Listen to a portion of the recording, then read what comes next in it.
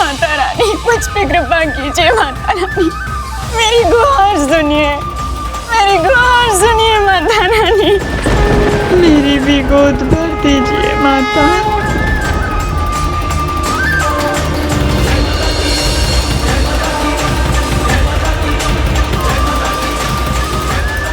सुलोचना कहाँ है? आई तो अवश्य होगी, किंतु दिखाई क्यों नहीं दे रही है?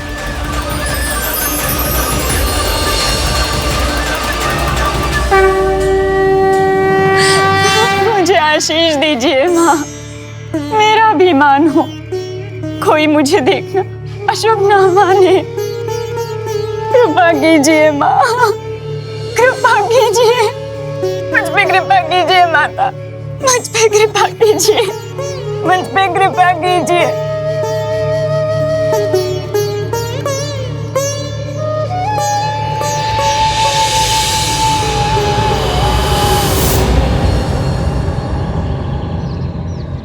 माता रानी की, बोलो शेरा वाली माता की, साचे दरबार की।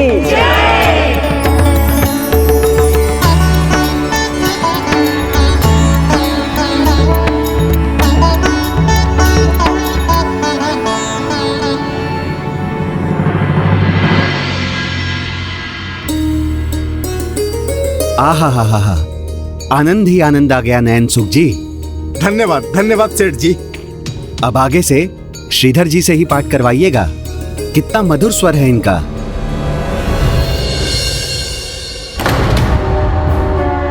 हाँ हाँ, सब कुछ मेरा ही सिखाया हुआ है, अन्यथा श्रीधर को आता ही क्या है।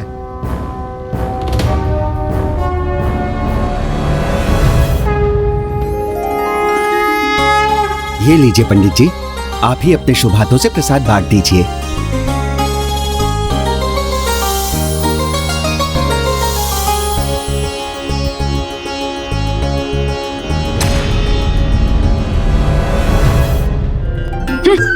अपना स्थान भी नहीं संभाल सके।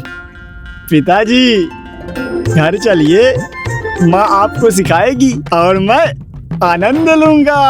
भाग्यवान, प्रसाद तो ग्रहण करो। तू भी ले बेटा। बापू हम तो प्रसाद ले लिए, लेकिन प्रसाद आपको भी घर पे मिलेगा, वो भी विशेष प्रसाद। प्रसाद लेने के लिए तैयार है ना नयन सुख जी? चलो लल्ला। घर में मिलते हैं बापू।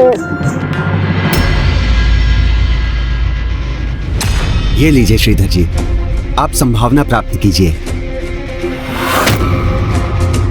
ये भी लीजिए।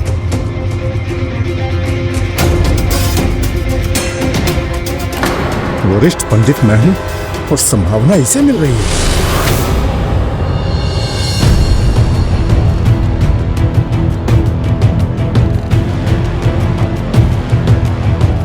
वाह श्रीधर, मुझको छोटा दिखाकर खुद को बड़ा बनाना चाहते हो। सब समझ रहा हूं मैं तो आपका सम्मान करता हूँ, आप मेरे वरिष्ठ हैं। वरिष्ठ? वरिष्ठ तो ऐसे बोल रहा है जैसे अपशब्द बोल रहा है। वरिष्ठ को गिराने में समय नहीं लगाया तुमने।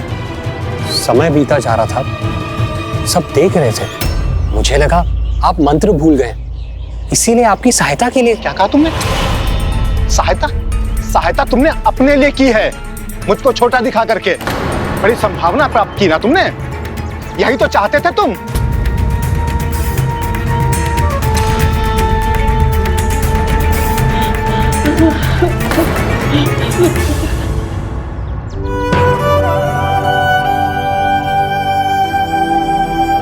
जय माता की। जय माता दी।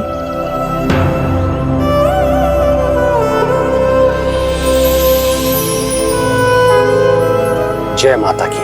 जय माता दी।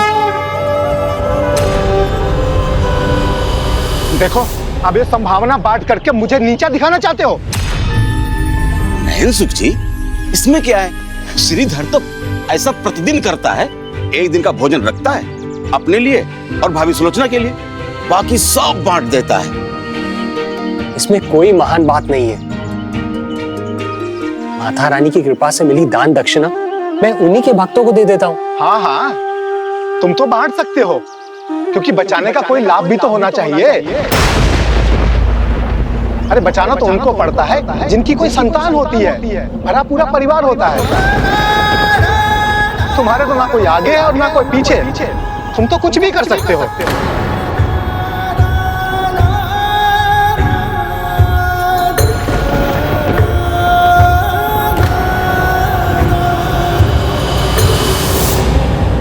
सुलोचना, सुलोचना, देवी सुलोचना, आज आप क्यों नहीं आई? आज पता है मुझे ही सब पाठ करने का सौभाग्य प्राप्त हुआ। हाँ, इसी कारण नयन सुख जी बहुत अपसंद थे।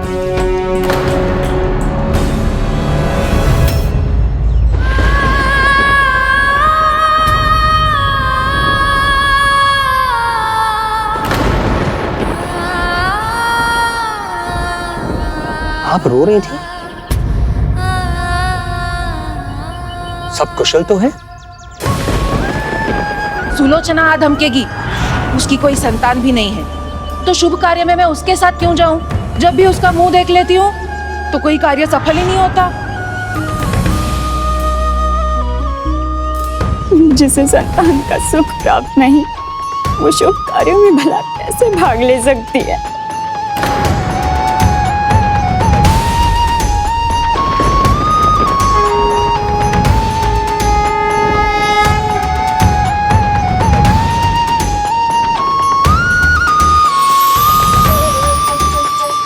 ये कैसा विचार है? भक्ति करना हमारा कर्तव्य है और फल देना माता का। माता रानी की लीला कौन जानता है? वो कब हम पर कृपा करेंगे।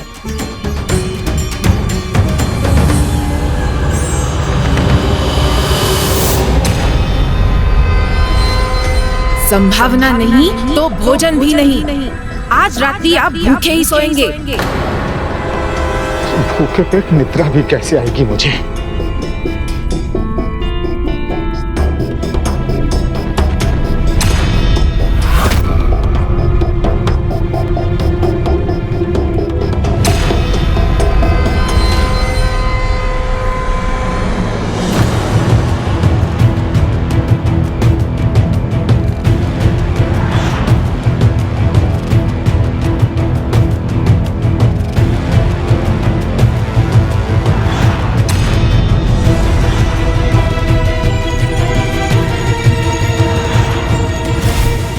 मेरे इस कष्ट का कारण ये दुष्ट श्रीधर है। आनंद ही आनंद आ गया नयन सुख जी। अब आगे से श्रीधर जी से ही पाठ करवाइएगा। कितना मधुर स्वर है इनका। आज तुमने जो कार्य किया है ना श्रीधर, इसका परिणाम तुम्हें अतिशीघ्र भुगतना पड़ेगा।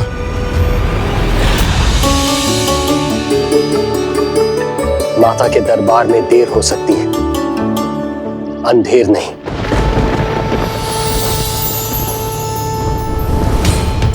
जो हुआ है और जो होगा, सभी में माता की इच्छा नियत है। संभव है हमें अभी कुछ अत्यंत महत्वपूर्ण कर्तव्यों का निर्वहन करना हो, और तभी संतान की प्राप्ति होगी। बस माता रानी पे विश्वास रखिए।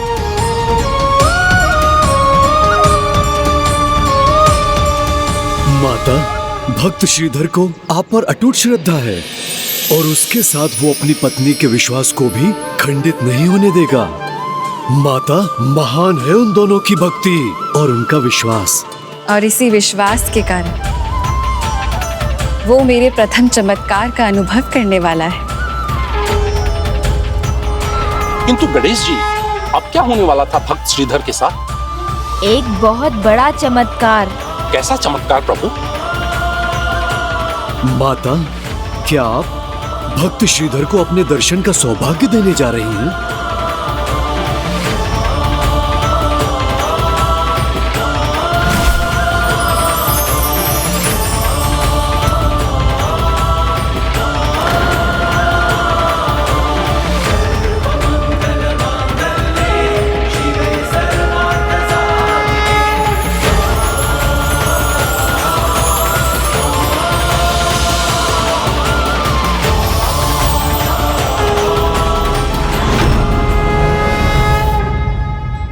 भगवान को पाने का एक ही मार्ग है, सच्ची भक्ति।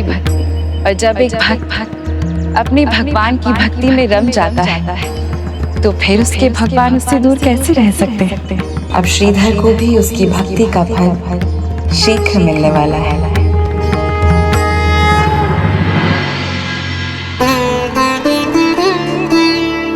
प्रणाम माता रानी।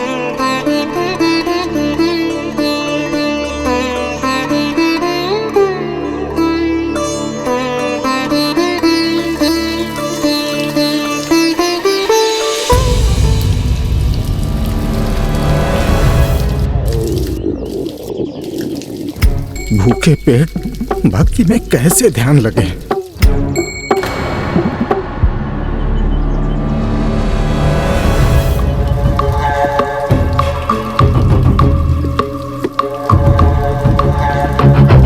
ओम सूर्याय नमः, ओम सूर्याय नमः, ओम सूर्याय। नैन सुख के नैन चल रहे हैं तुम्हें देखकर श्रीधर। जितना भूख से मैं तड़पा हूँ और तुम्हें भी उतना ही तड़पना होगा। ओम सूर्याय नमः, ओम सूर्याय नमः, ओम सूर्याय नमः। जय माता की। मैं यहाँ क्रोध में जल रहा हूँ और ये मुस्कुरा रहा है। नितंबजित भूधरा। जय माता की। मैं जानता हूँ श्रीधर तुम्हारी प्रसन्नता का कारण कल तुमने मुझे नीचा दिखाया इसलिए ना। जय माता की।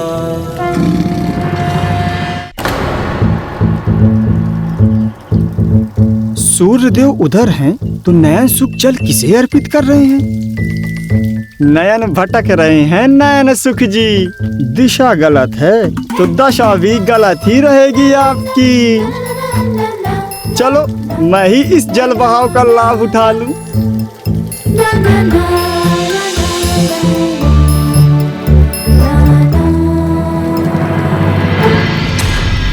किंतु अब अधिक दिन प्रसन्न नहीं रह सकोगे श्रीधर। मेरे अपमान का परिणाम तुम्हें भुगतना ही पड़ेगा। बुद्धि कम है तो अधिक प्रयोग मत कीजिए नयन सुख जी। कहीं आपका मस्तिष्क इस जल कलश के समर खाली ना हो जाए। जल कलश तो जल से रिक्त हो गया और ये दुष्ट इसने मुझे बताया तक नहीं।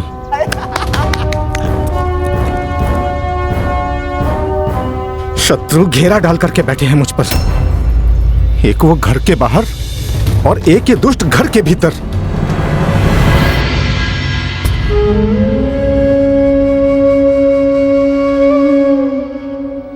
प्रिय, तुम इतनी उदास क्यों बैठी हो? आज अभी तक एक भी न्योता नहीं आया, ना पूजा पाठ के लिए ना ही जागरण के लिए। और यदि आए भी तो कल की घटना के बाद नैनसुख भैया आपको तो नहीं ले जाएंगे ना? नैन सुख, अपने नैन खोलकर विचार करो, कोई उपाय करो उसे अपनी टोली से बाहर करने का।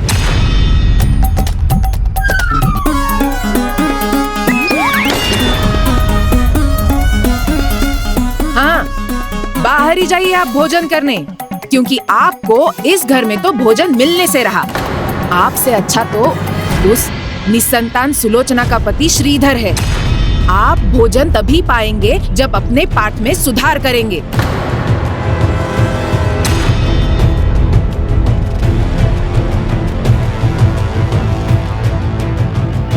कुछ तो करना ही होगा। आज मेरी पत्नी उसे मुझसे श्रेष्ठ मान रही है तो कल पूरा संसार मानेगा। नहीं नहीं नैन सुख, ऐसा कदापि नहीं हो सकता, कदापि नहीं।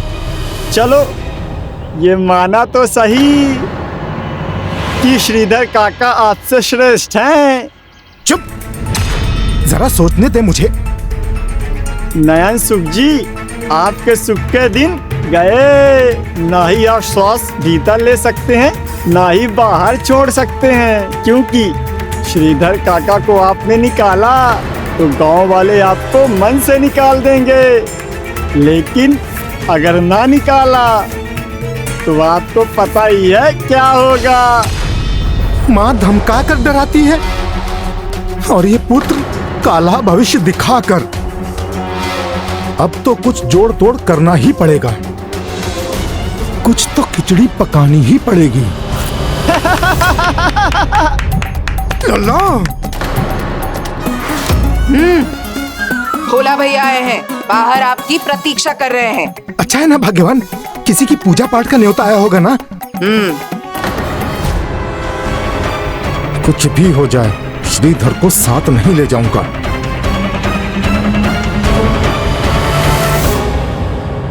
यदि नैनसुख भैया साथ लेकर नहीं गए तो हम खाएंगे क्या?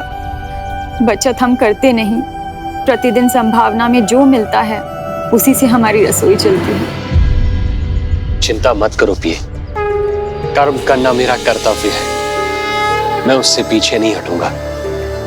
शेष समय मां पर छोड़ दूंगा, वो स्वयं देखेंगी मुझे संभावना कैसे और कहां से मिलेगी।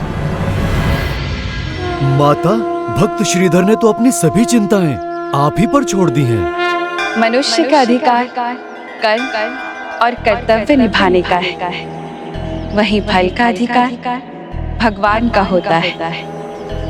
उचित कर रहा है श्रीधर। बोला, इतनी भोर क्या कष्ट देने के लिए आ गए हो? एक दुविधा है पंडित जी। कैसी दुविधा? 2 स्थानों से न्योते आए हैं आज माता के जागरण के लिए। अब किसे स्वीकार करूं? हमारा नियम क्या है? पहला न्योता जहां से आता है हम वहीं जाएंगे। अर्थात आप मेरे यहाँ आएंगे?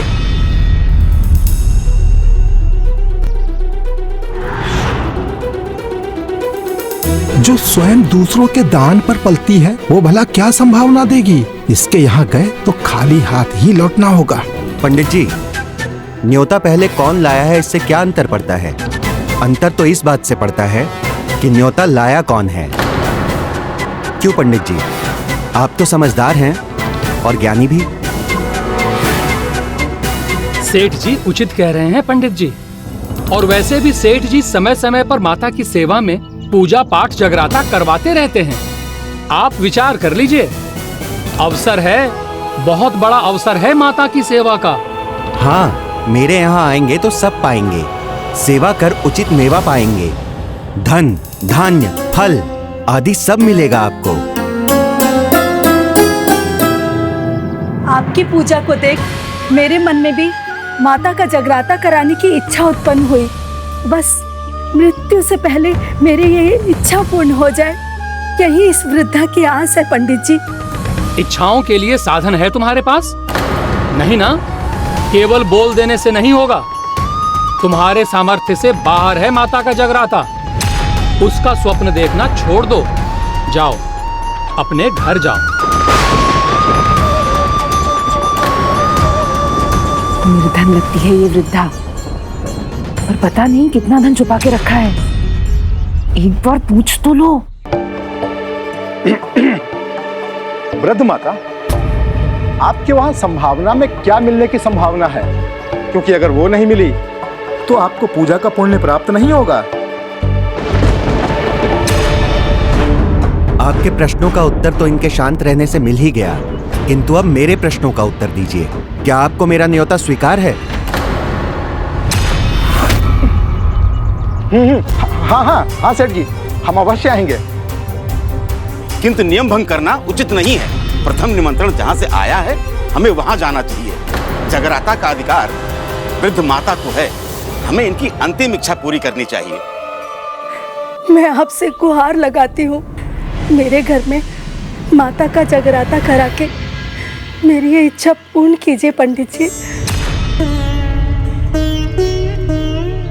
नैनसुख जी, आपको वृद्ध माता का न्योता स्वीकार करना चाहिए।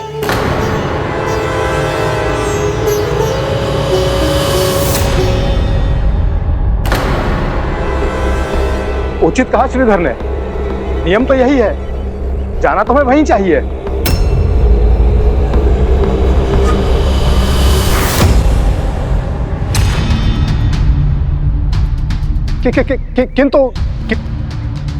किंतु किसी यजमान को निराश और दुखी करना भी तो ठीक नहीं है। तो ऐसा समाधान निकालना होगा जिससे सभी संतुष्ट हो, अर्थात 2 टोली बना करके दोनों घरों में पूजा करानी होगी। वृद्ध माता को कल का जगराता बहुत भाया था, तो श्रीधर को उनके घर जाकर के पूजा करा देनी चाहिए, और मैं और भोला सेठ जी के वहां चले जाएंगे, क्योंकि बड़ी पूजा है तो अधिक लोगों की आवश्यकता पड़ेगी ना। उचित है। प्रणाम पंडित जी, मैं आपकी प्रतीक्षा करूंगा। आपका बहुत बहुत धन्यवाद। तो ये निर्णय हो गया, सेठ जी के वहां से जो कुछ थोड़ी बहुत संभावना मिलेगी वो मैं और भोला बांट लेंगे, और वृद्ध माता के वहां से जो कुछ भी तुम पाओगे तुम अकेले अपने घर लेकर के जाना।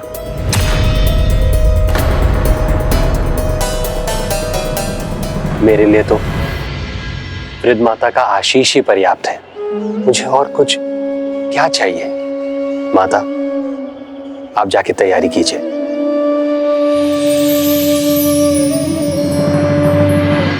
चिंता मत करो श्रीधर, अवश्य वृद्ध माता ने स्वर्ण मुद्राओं का ढेर छिपा करके रखा है, सब दे देगी तुम्हें। माता रानी जो चाहेगी वही मिलेगा मुझे।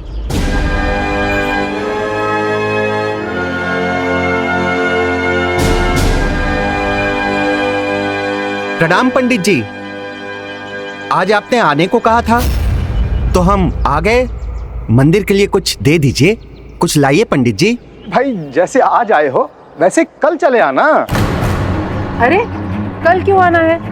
मैंने चंदा तैयार रखा हुआ है, रुकिए। हाँ,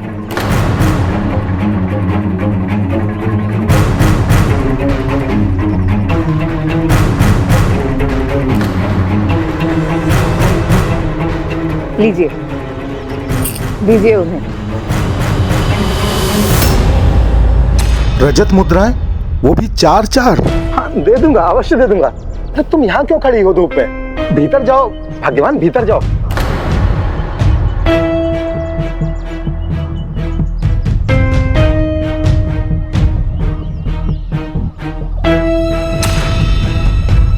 ये लो।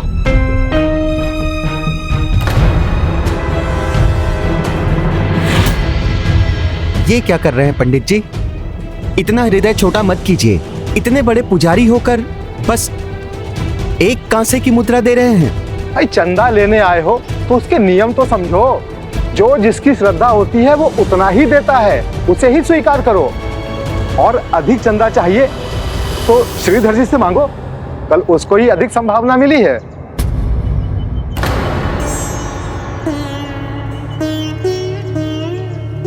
आज मेरे पास कुछ नहीं है, पर आज पाठ में जो भी संभावना मुझे मिलेगी वो कल मैं आपको अवश्य दे दूंगा। हाँ हाँ अवश्य आना।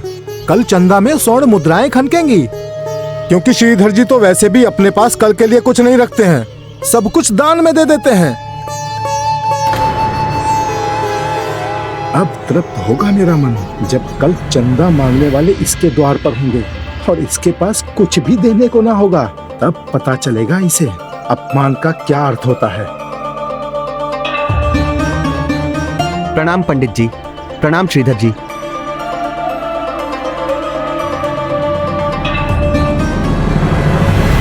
बापू, बापू नैन सुख जी, इतना सुखी मत रहिए। आपके सुख को दुख में बदलते देर नहीं लगती। क्या हुआ बापू, इतना क्यों गुस्सा हो रहे हो?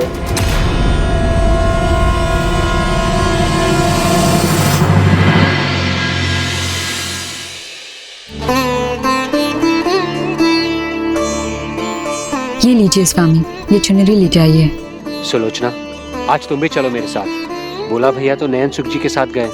दुर्गा माता के कार्य में तुम मेरी सहायता कर देना। सुलोचना आ धमकेगी, उसकी कोई संतान भी नहीं है, तो शुभ कार्य में मैं उसके साथ क्यों जाऊं? जब भी उसका मुंह देख लेती हूँ तो कोई कार्य सफल ही नहीं होता। सुलोचना, आप चलेंगी ना मेरे साथ? मैं वो शुभ कार्य, वो भाभी ने भी कहा मैं अभागन हूँ, दुर्भाग्य लेकर आऊंगी, तो मुझे नहीं जाना चाहिए।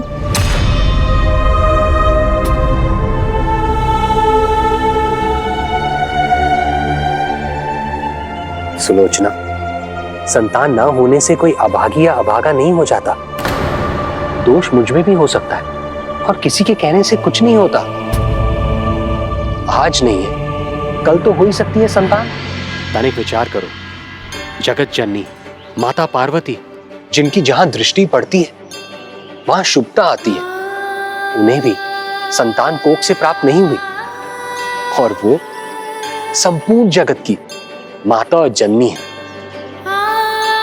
इसीलिए व्यर्थ के नियमों में ध्यान मत दीजिए और भक्ति की लौ जगाए रखिए। चलिए सुलोचना।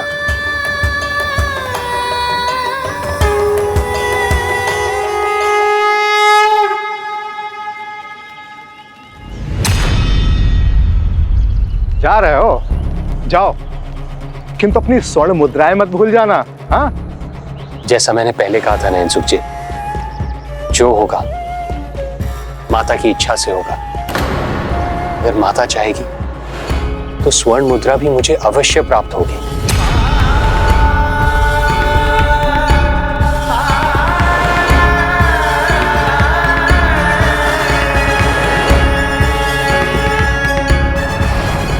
अभी एक प्रमाण देना शेष है श्रीधर को। क्या वो और सुलोचना उस वृद्धा की सहायता कर पाते हैं अथवा नहीं? प्रणाम, पधारिए, आपका स्वागत है। आइए आइए पंडित जी, आइए। आज आनंद आ जाएगा। आज के दिन जीवन की श्रेष्ठ संभावना प्राप्त करने का अवसर है। चलो पंडित जी, चलिए चलिए। आपको कोई कष्ट नहीं होगा, जो आवश्यकता है हमें कह दीजिए। हाँ हाँ अवश्य। माँ, हम हैं ना, चिंता मत कीजिए, हम पूजा की तैयारी कर लेंगे, आप विश्राम कीजिए।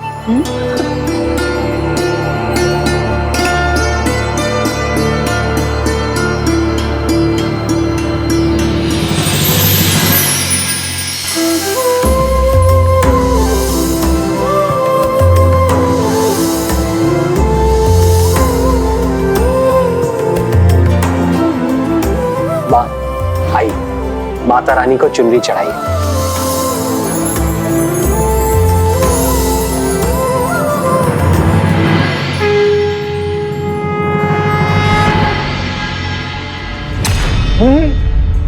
इतना बस? किंतु इतने से क्या होगा सेठ जी? भोग में सब 1.25 किलो का लगेगा। 1.25 किलो फल, 1.25 किलो मिठाई, 1.25 किलो मेवा। शीघ्र मंगवाइए। ले आओ।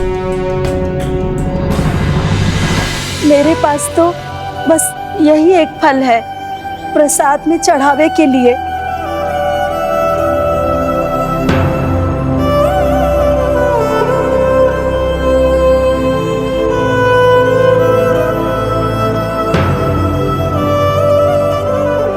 जय माता की। पेड़ के जड़ में नियमित जल डालने से वो जल सबसे ऊंची टहनी तक भी पहुंचता है।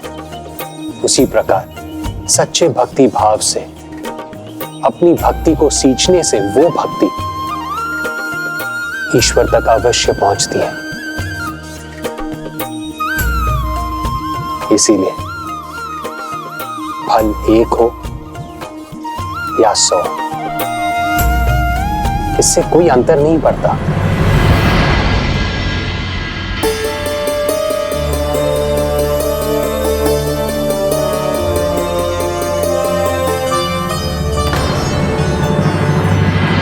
मां, जगराते में और कोई नहीं आएगा?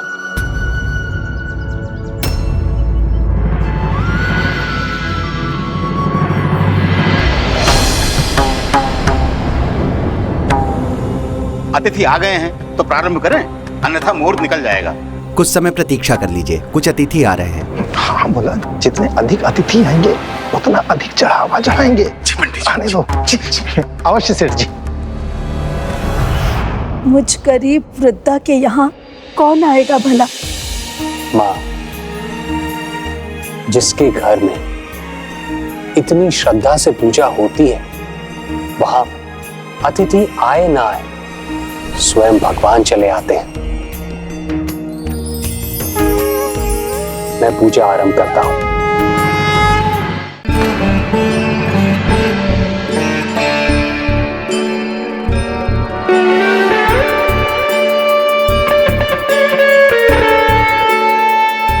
इस प्रकार एक ओर अतिथियों की भीड़ थी तो दूसरी ओर थी वो वृद्धा माता। किंतु वो कहाँ महत्वपूर्ण था। भगवान भीड़ से नहीं, भक्ति से प्रसन्न होते हैं। और पूजा आरंभ हुई तो एक ओर नयन सुख ने ढोंग आडंबर की झड़ी लगा दी, तो वहीं दूसरी ओर श्रीधर ने माता रानी के जागरण का आरंभ तारा रानी और उनकी बहन रुक्मन की भक्तिमय कथा से किया, जिससे जीवन में ये सीख मिले कि दुष्कर्मों का फल जन्म जन्मांतर तक भोगना होता है और सुकर्मों का पुण्य ही नहीं मिलता, अपितु सत्कर्म करने से पूर्व के पाप भी मिट जाते हैं। तारा रानी और रुक्मन की कथा का आरंभ होता है जब वो दोनों देवराज इंद्र की राजसभा में अप्सराएं थीं। तारा जो भी करती थी पूरी एकाग्रता से करती थी। नृत्य कला में भी उसका पूरा ध्यान रहता था, जबकि रुक्मन का मन बहुत शीघ्र अस्थिर हो जाता था। किंतु साथ में जब दोनों बहनें नृत्य करती थीं, तो संपूर्ण स्वर्ग आनंद से झूम उठता था।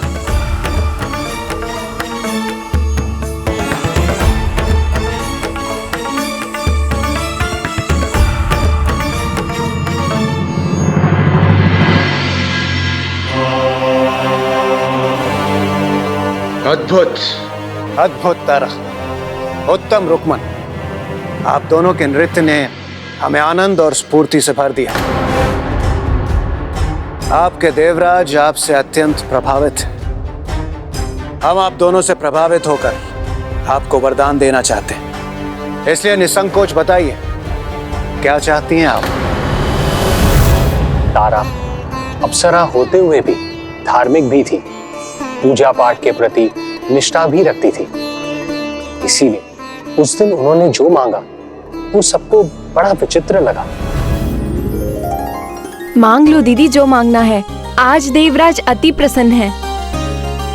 हे देवराज, आप हमें वरदान देने के इच्छुक हैं तो हमें अनुमति दीजिए कुछ समय पृथ्वी पर भ्रमण करने का। केवल इतना ही? हाँ। उचित।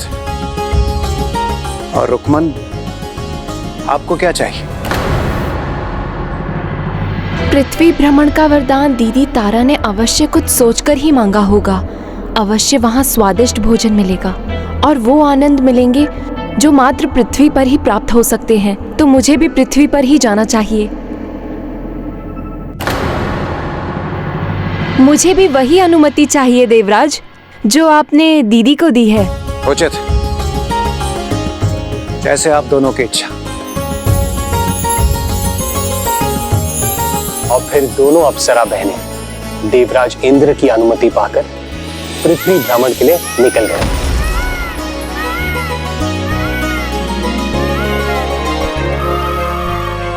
अति सुंदर, बहुत सुंदर है। यहाँ की सुंदरता तो अपने आप में अद्भुत है, जैसे किसी चित्रकार की मनोहर चित्रकारी हो। सत्य कहा दीदी, अब विलंब नहीं करते, चलिए इस सुंदरता का आनंद उठाते हैं। हाँ, इन भव्य मंदिरों के भक्तिमय वातावरण का आनंद भी अद्भुत होगा।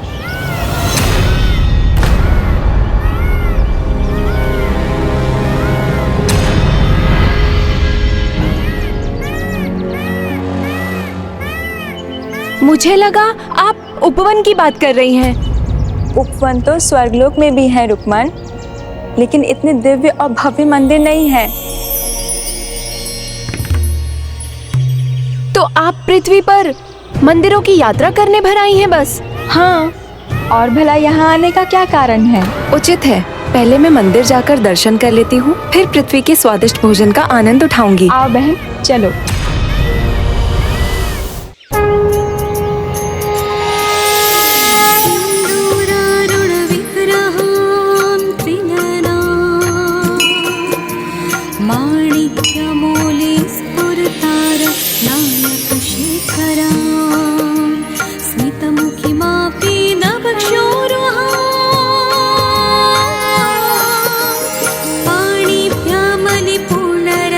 चषकं रक्तोत्पलं बिभ्रति सौम्यं रत्नघटस्थरक्तचरणम्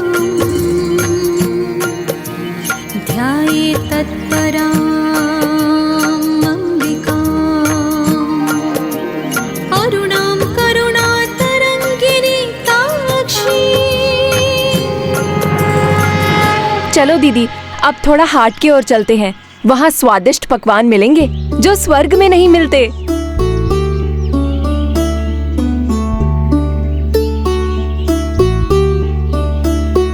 पंडित जी, हमें एकादशी व्रत की महत्ता बताएं।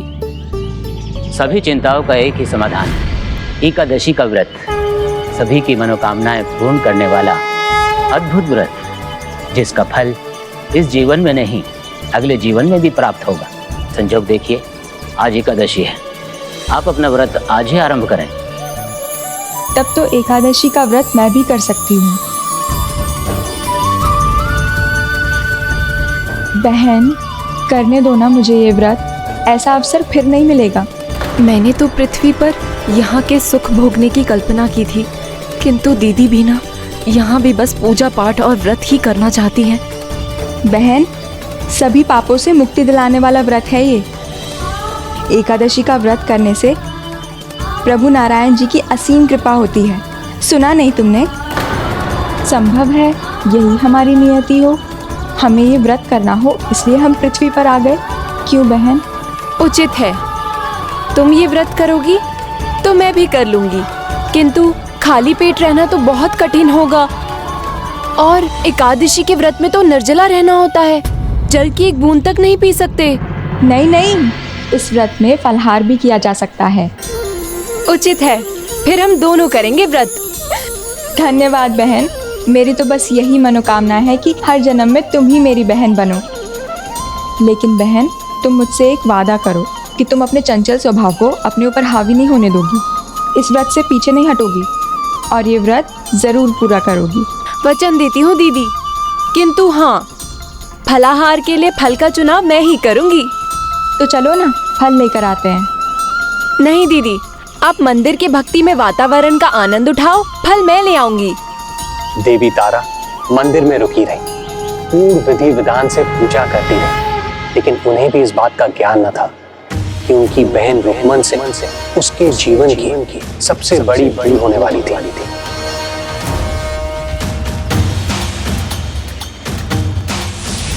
ये कैसी सुगंध है?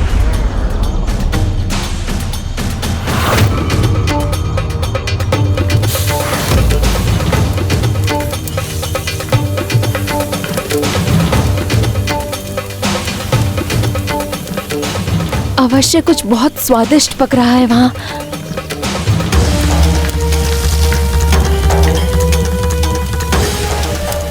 किंतु मुझे तो दीदी तारा के साथ एकादशी का व्रत रखना है, मैं तो नहीं खा सकती। ये रुक्मन कहाँ रह गई? तब तो आ जाना चाहिए था।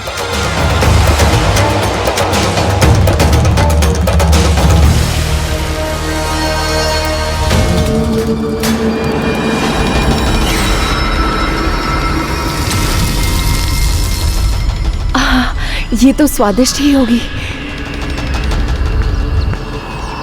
लेकिन बहन, तुम मुझसे एक वादा करो कि तुम अपने चंचल स्वभाव को अपने ऊपर हावी नहीं होने दोगी, इस व्रत से पीछे नहीं हटोगी।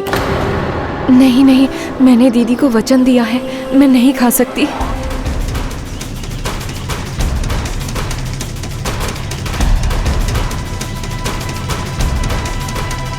वाह, अति उत्तम। इतना स्वादिष्ट माछ तो मैंने कभी खाया ही नहीं।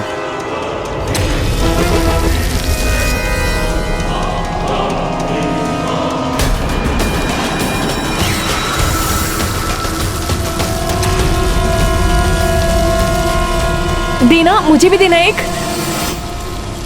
मैंने एक खा ही लिया तो दीदी को क्या पता चलेगा। व्रत करने का स्वांग करती रहूंगी।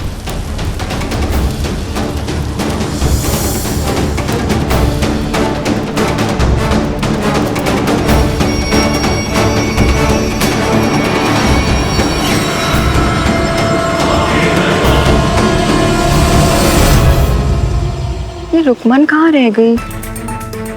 तब तो आ जाना चाहिए था, मुझे जाकर देखना चाहिए।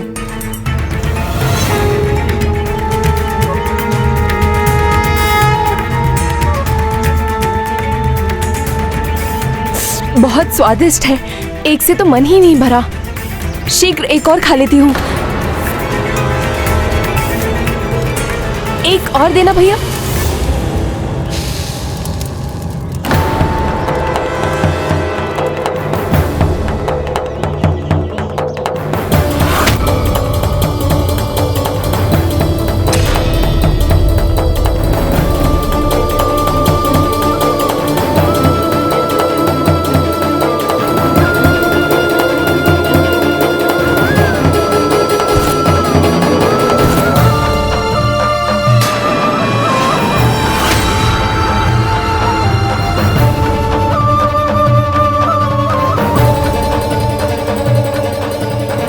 कहाँ रह गई ये रुकमन? यही हूँ दीदी, आपके पीछे। कहाँ रह गई थी तुम?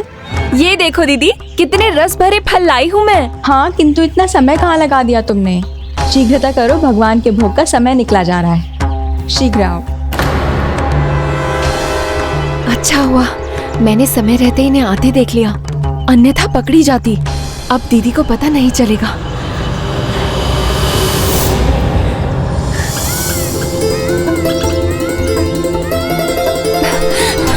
संभालो रुकमन, आराम से। धन्यवाद दीदी। ये कैसी गंध आई तुम्हारे मुख से? क्या खाया था तुमने? नहीं, कुछ भी तो नहीं खाया। सत्य कभी नहीं छुपता। एक तो तुमने पाप किया है और अब झूठ बोलने का दूसरा पाप कर रही हो। सच क्या है रुकमन? सच ये है कि मैंने थोड़ी सी माछ खाई थी। क्या? मैं स्नान कर लेती हूँ, फिर पूजा कर लूंगी। ये कोई खेल नहीं है जो सुधार लो। व्रत भंग किया है तुमने, वो भी मांसाहारी भोजन खाकर।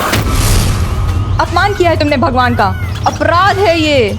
कुछ खा लेना अपराध कैसे हो सकता है? मैंने एक व्रत ही तो भंग किया है, किसी के प्राण तो नहीं ले लिए। अभी भी अपनी भूल की गंभीरता नहीं समझ रही हो तुम। एकादशी के दिन मांसाहारी भोजन खाकर असंख्य कीट खाने वाली छिपकली के समान कार्य किया है तुमने। तो संभव है तुम अपनी भूल इसी प्रकार समझ सकोगी। जाओ, मैं तुम्हें श्राप देती हूँ कि तुम इसी क्षण कीट खाने वाली छिपकली बन जाओ।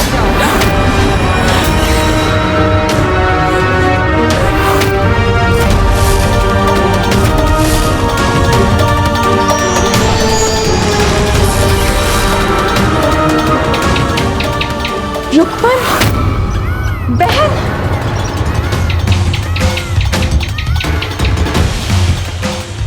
हे भगवान, ये क्या कर दिया मैंने अपनी बहन के साथ? माता रानी मुझे कभी क्षमा नहीं करेंगी। रुकमन! माता रानी, माता रानी!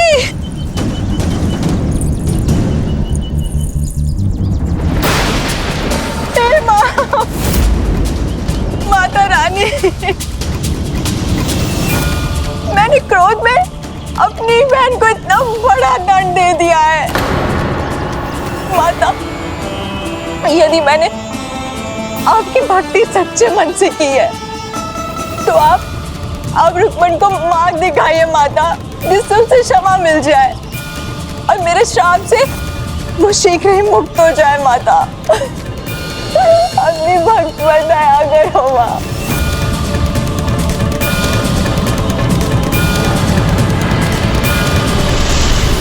तो क्या अपने भक्त तारा की प्रार्थना सुन ली माता रानी ने? तारा के शाप में शक्ति थी तो उसकी प्रार्थना में भी उतनी ही शक्ति थी।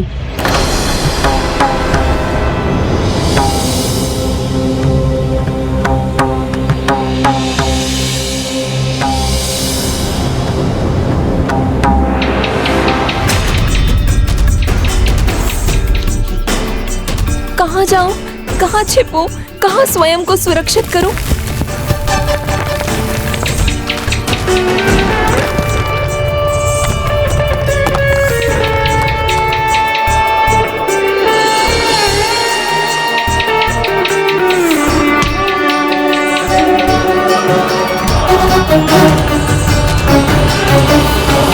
तारा अपनी बहन के लिए प्रार्थना करती रही और उसके परिणाम स्वरूप रुक्मन चिपकली रूप में ऋषि गौरव के पवित्र आश्रम पहुंच गए, जहां बस भोजन, भक्ति, हवन का वातावरण था।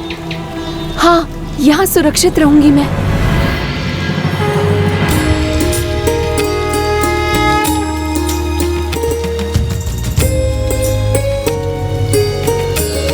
बिना जाने बूझे रुक्मन चिपकली रूप में आश्रम तक पहुंच गए, किंतु वहां भजन पूजन हो रहा था और वो इस पावन क्रियाकलाप का भाग बन गए।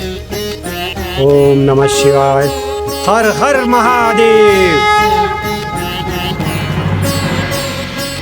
ओम स्वाहा। ओम स्वाहा। उचित ही कहा था तारा दीदी ने, भजन पूजन भक्ति का सुख ही अद्भुत है।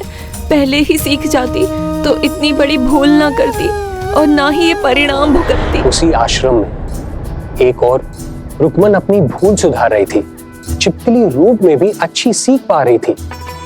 वहीं दूसरी ओर उसी आश्रम का एक ज्ञानी शिष्य अहंकार में पड़कर अज्ञानता के अंधकार की ओर बढ़ता जा रहा था। ओम नमः शिवाय। ओम नमः शिवाय।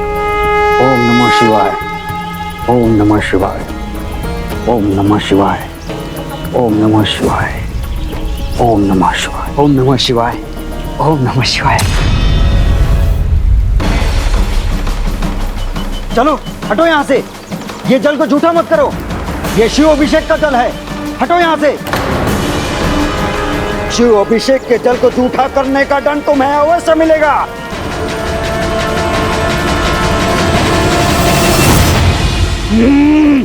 रुक जाओ, ये क्या कर रहे हो? इसे पाठ सिखा रहा हूँ गुरुजी। शिव अभिषेक के जल को जूठा करने की भूल ना करे। ये कैसी मूर्खता कर रहे हो तुम?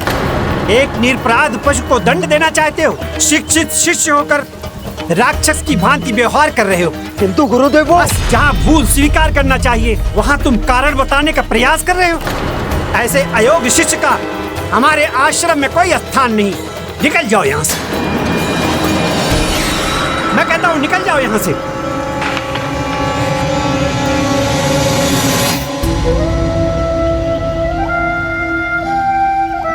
हे गोमाता, क्षमा कीजिए, मेरे आश्रम में आपका अपमान हुआ।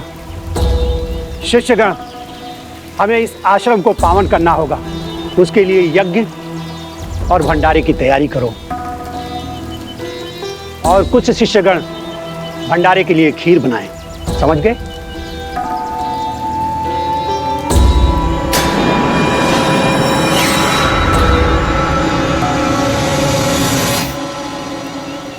अपमान तो आपने मेरा किया है गुरुजी।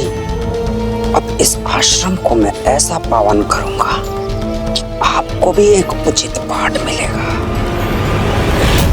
दुष्ट ने अपनी दुष्टता नहीं छोड़ी। अपने गुरु से क्या कुछ भी नहीं सीखा था उसने? गुरु का धर्म है शिक्षा देना, किंतु उसे स्वीकार करना शिष्य का कर्तव्य है। जो शिष्य धर्म पथ पर चलते हैं वो सब उचित ज्ञान सीखते हैं, किंतु जिनकी प्रवृत्ति और प्रकृति अधर्म की है वो बुराई की ओर ही बढ़ते हैं। वो दुष्ट शिष्य आश्रम से निकाले जाने पर भी नहीं सुधरा और वो अब एक और बड़ी भूल करने वाला था। गुरुदेव, मेरी योग्यता पर प्रश्न चिन्ह लगाया है ना आपने, तो अब देखिएगा मेरी योग्यता। शिष्यगण, अपना अपना स्थान ग्रहण करो।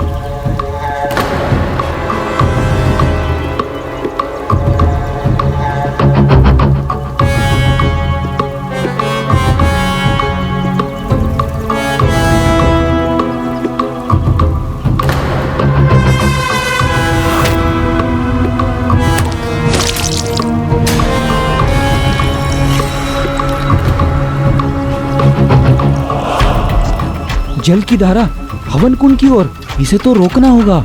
चलो चलो, हवन भंग नहीं हो सकता।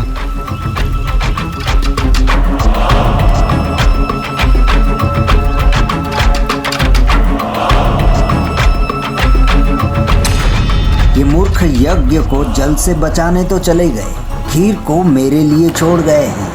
गुरुदेव, अब इस खीर का स्वाद आप सभी कभी भूल नहीं पाएंगे। तो यहाँ है वो खीर जो भोग में चढ़ेगी। अब गिरेगा ये मृत विषधर सर्प इस खीर में और ऐसा पावन करेगा इस आश्रम को कि जहाँ से आपने मुझे निष्कासित किया था ना गुरुदेव, वहाँ से आप सभी निष्कासित होंगे, वो भी सदैव सदैव के लिए।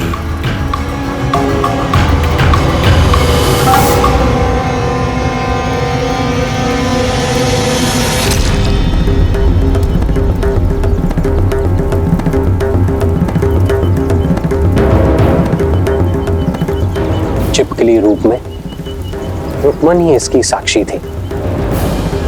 अब ये भोग के लिए खीर तैयार हो चुकी है।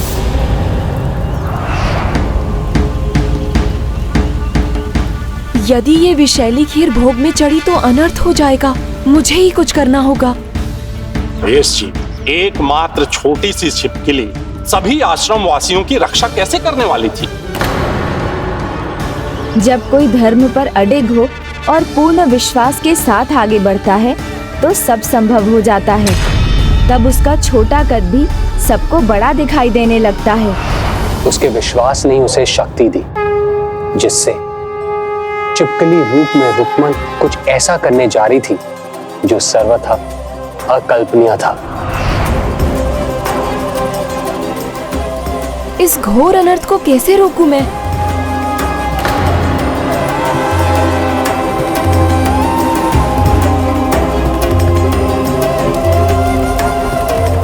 शिष्यों, खीर लाओ। हवन की अंतिम आहुति और भोग प्रसाद के लिए खीर की आवश्यकता होगी।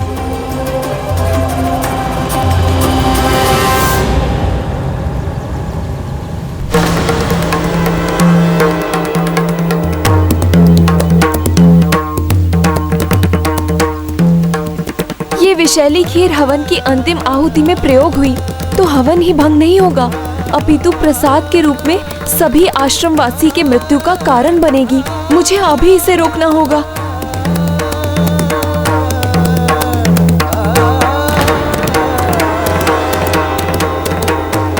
अब मेरे हृदय को शांति मिलेगी, आनंद आएगा मुझे।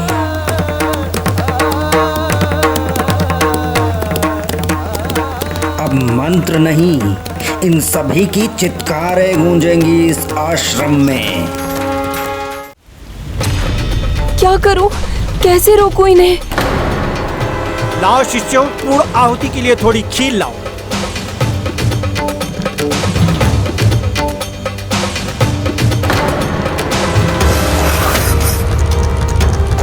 अब एक क्षण का भी विलंब नहीं कर सकती मैं।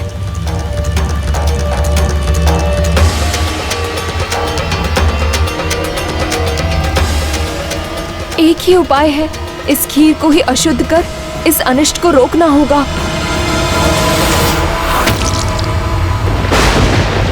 ये कैसा अनर्थ हो गया? क्षमा करे गुरुदेव, इस खीर में तो छिपकली गिर गई।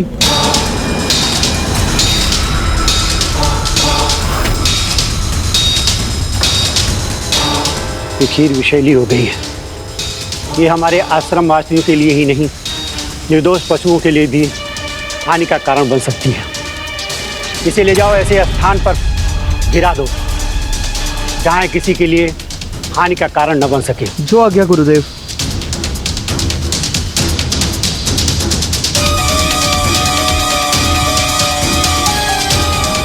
मेरी योजना विफल कैसे हो गई?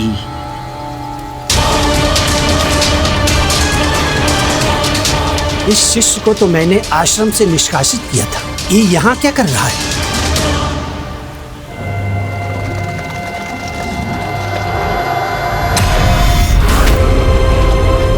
मृत सर्प,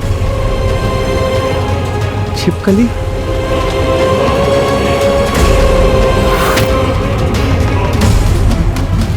गुरुदेव, खीर के पात्र में मृत सर्प था।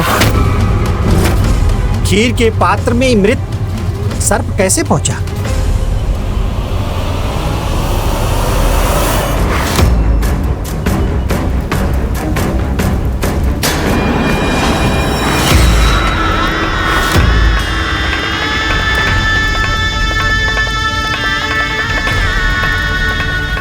छिपकली का त्याग अद्भुत था, जिसने अपने प्राणों की आहुति देकर हमारी इस यज्ञ की रक्षा की और उस शिष्य की कुटिल योजना से हमें बचाया है। रुक जाओ, तुम्हें अब इस दुष्टता का अवसर नहीं मिलेगा। मैं तुम्हें श्राप देता हूं, तुम्हारा जीवन कष्टमय होगा।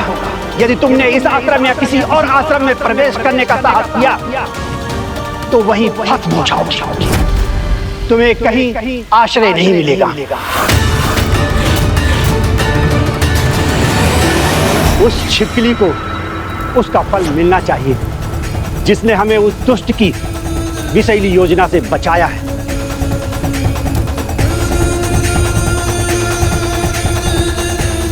पूर्ण आहुति की अंतिम आहुति उस छिपकली के कल्याणार्थ अर्पित करता हूं, जिससे उसे इस यज्ञ का फल प्राप्त हो। ओम स्वाहा। हे प्रभु, मेरी बस इतनी ही प्रार्थना है, उस छिपकली को उस योनि से मुक्ति प्राप्त हो और उसे अगले जन्म में मनुष्य योनि पाने का सौभाग्य प्राप्त हो, जिससे वो सुकर्म के पुण्य अर्जित कर सके और पूर्व में किए पापों को मिटा सके।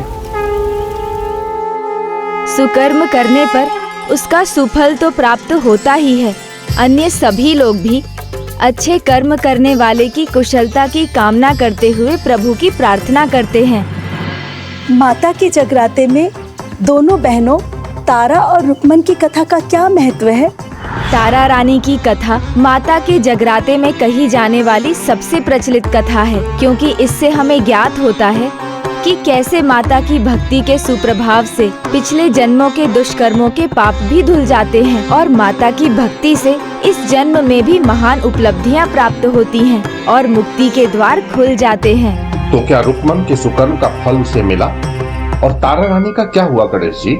समय बीतता गया।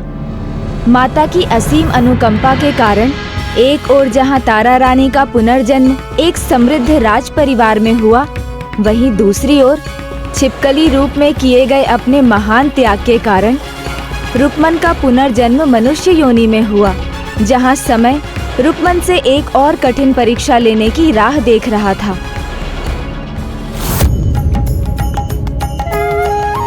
समय बीता और इस कथा में एक नए पात्र का प्रवेश हुआ, जिनका नाम था स्पर्श। महाराज स्पर्श माता आदिशक्ति के महान भक्त थे। माता की कृपा से महाराजा स्पर्श एक समृद्ध राजा थे। वो केवल एक ही सुख से वंचित थे। महाराज, आपकी भक्ति अद्भुत अतुलनीय है। आपने स्वयं अपने हाथों से रात्रि भर माता के लिए चुनरी बनाई। माता रानी आपसे अवश्य प्रसन्न होंगी। माता की सेवा और उनकी भक्ति मेरे जीवन का परम उद्देश्य है। माता की असीम कृपा से हमें सब कुछ प्राप्त है। यदि माँ हमें संतान सुख का आशीर्वाद दे दे तो हमारा जीवन धन्य हो जाए। जय माता रानी की। जय माता रानी की। जय माता रानी की।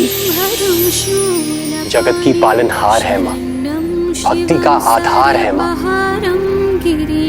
माता रानी का स्वरूप इतना दिव्य और ममतामयी है कि उनका दर्शन पाते ही भक्त उनकी भक्ति में और लीन होता चला जाता है। महाराज स्पर्श की पीड़ा मैं समझ सकती हूँ। सब कुछ होने पर भी रिक्त था उनका संसार। तो क्या माता रानी की कृपा हुई उन पर? माता रानी की कृपा जब बरसती है तो झोली छोटी पड़ जाती है। महाराज स्पर्श की झोली भी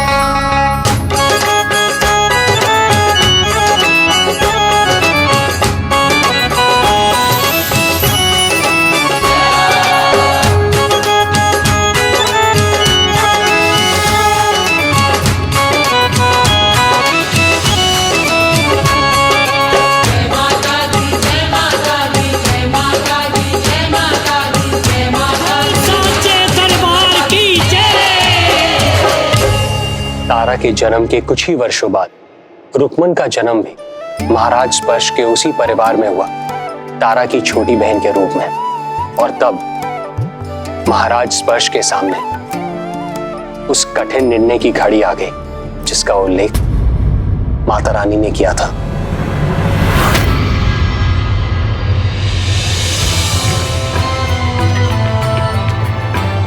मुझे पूर्ण विश्वास है पुत्री तारा की भांति इसका भाग्य भी उज्जवल होगा।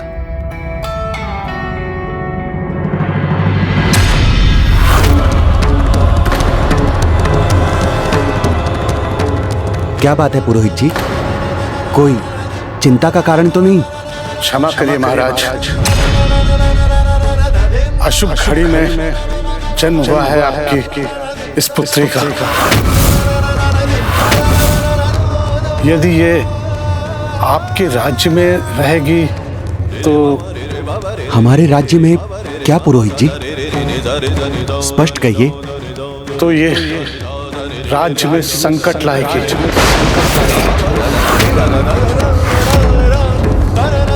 दुर्भाग्यवश इसकी राजभवन में उपस्थिति सारे राज्यवासियों के लिए हानिकारक होगी। महाराज, ये अन्य सभी के लिए नहीं बल्कि स्वयं अपने लिए भी घातक सिद्ध होगी।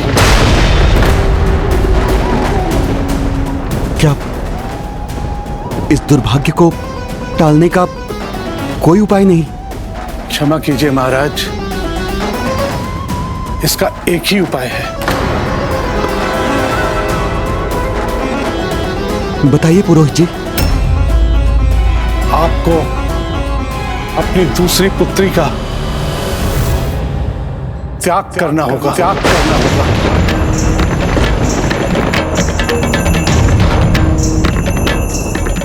जब तुम्हारी दूसरी पुत्री का जन्म होगा तब तुम्हें एक महान त्याग करने की आवश्यकता पड़ेगी।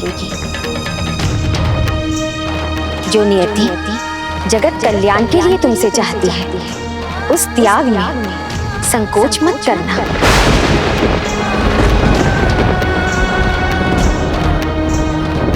माता,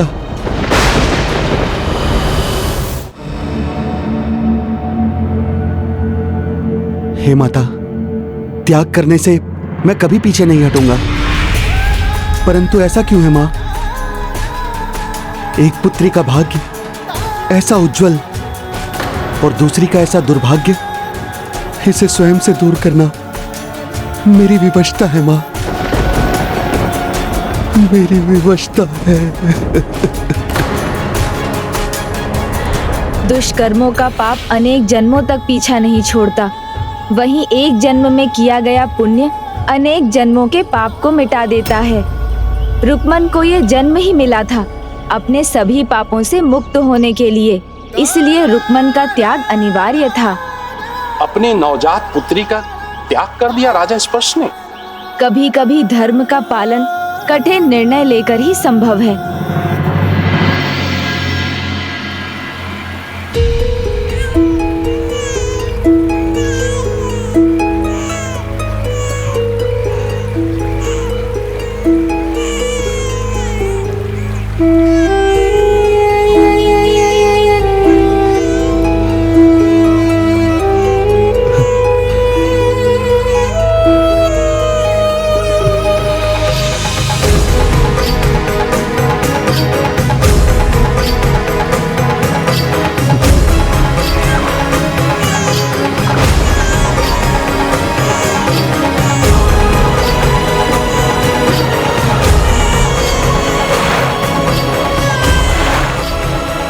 हे मां, मेरी नन्ही सी पुत्री का ध्यान रखिएगा।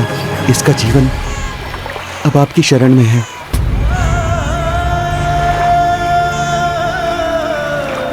मेरी विनती सुनिएगा मां, मेरी पुत्री का ध्यान रखिएगा, इसकी रक्षा कीजिएगा मां।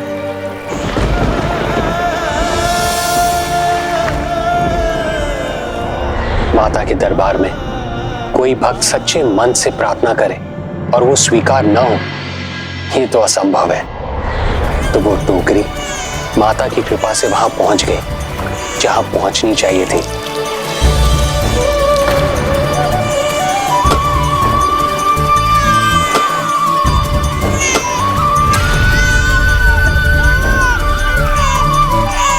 किसी शिशु के रोने की आवाज।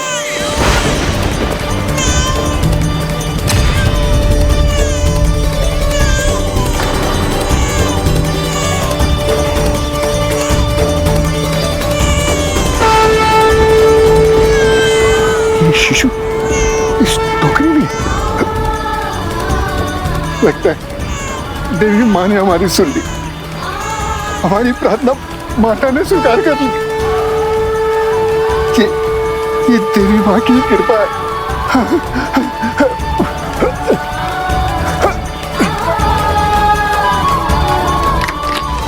ये देखो देखो, माता ने हमारी सुन ली।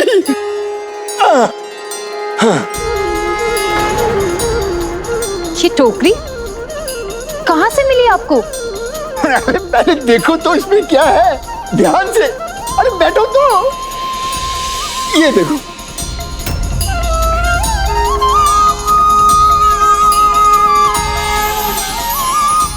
जब मैं अपने वस्त्र धो रहा था नदी किनारे, तब ये टोकरी मेरे सामने अचानक जल में ऐसे ढर गई जैसे ये बालिका मेरे लिए रुक गई हो।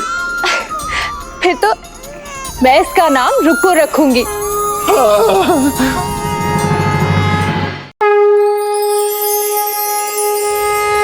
माता, आपका अनेकों धन्यवाद। आपने हमारी झोली भर दी। हे माता, आपने मुझे माँ बनने का सौभाग्य दिया। अब मुझे अपनी पुत्री के पोषण का सामर्थ्य भी दीजिए।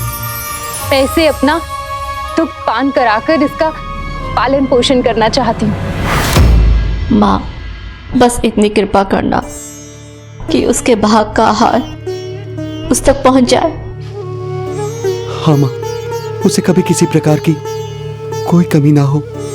मेरी विनती सुन लो माँ, मैं आपसे गुहार लगाती हूँ।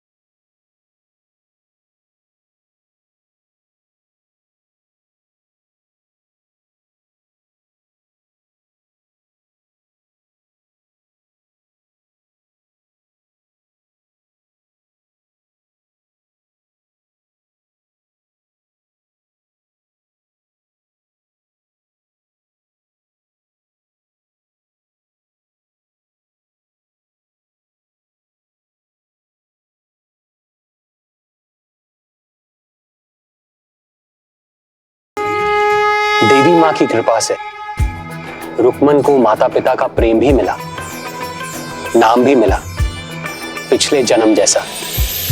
रुक्मन बनी रुक्को और तारा बनी तारामती, और दोनों अपनी बहनें होते हुए भी अलग अलग भाग्य लेकर आई थी। जय माता दी।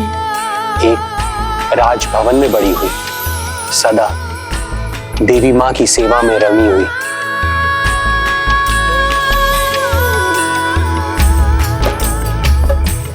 तो दूसरी को निर्धन की कुटिया में बड़ा होना पड़ा, लेकिन माता पिता का अपार प्रेम मिला।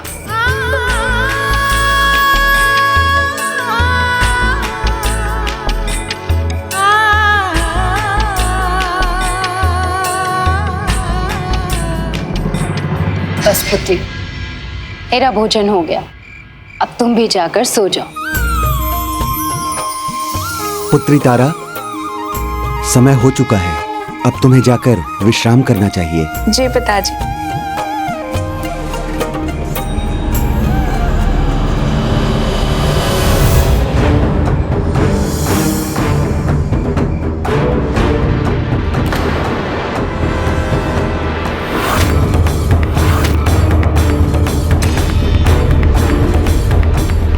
इस व्रत से पीछे नहीं हटोगी, इस व्रत से पीछे नहीं हटोगी और ये व्रत जरूर पूरा करोगी। वचन देती हूँ दीदी, वचन देती हूँ दीदी। जाओ, मैं तुम्हें श्राप देती हूँ, मैं तुम्हें श्राप देती हूँ। इसी क्षण कीट खाने वाली छिपकली बन जाओ, बन जाओ। मेरी बहन है, मेरी बहन है।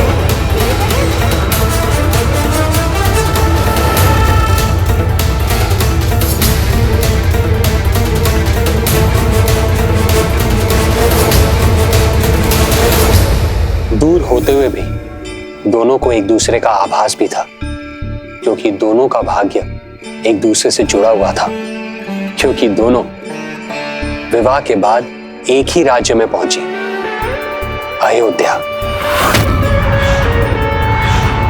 तारा राजपुत्री थी तो उसका विवाह धर्म कर्म में निपुण अनेक महान पूर्वजों के वंशज हरिश्चंद्र से हुआ।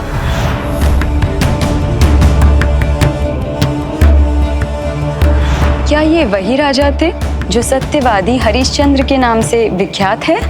हाँ, उस समय उनकी ख्याति पूर्वजों द्वारा स्थापित मर्यादाओं पर अडिग रहने वाला एक राजा के रूप में थी। उन्हें भी इस बात का ज्ञात नहीं था कि उनका जीवन बदलने का कारण बनने वाली है उनकी पत्नी महारानी तारा। महाराज की महाराज की महाराज की महाराज की महाराज की महाराज की महाराज की।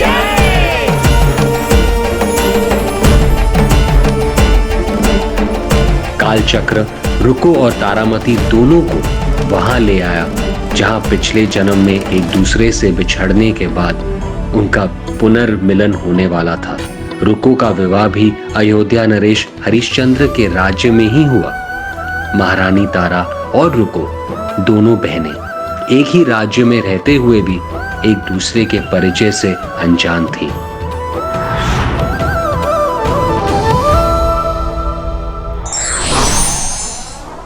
भगवान उनका साथ अवश्य देते हैं जिस व्यक्ति के कर्म अच्छे होते हैं।